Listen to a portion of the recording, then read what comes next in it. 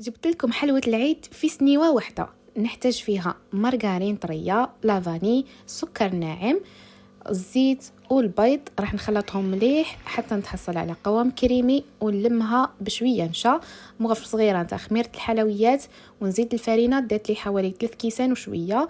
نطمها حتى نتحصل على بات سابلي كيما هكا. نخليها ترتاح. من جهه واحده اخرى نوجد كريمه الكاوكاو تاعي، درت فيها مارغرين طريه، سكر عادي، برش الليمون يعطيها طعم روعه. نخلطها مليح ونزيد لها البيض حبه بحبه حتى نتحصل على هذا القوام. نزيد لها كاوكاو محمص ومرحي ناعم، ونخلط غير باليد حتى نتحصل على هذه الكريمه.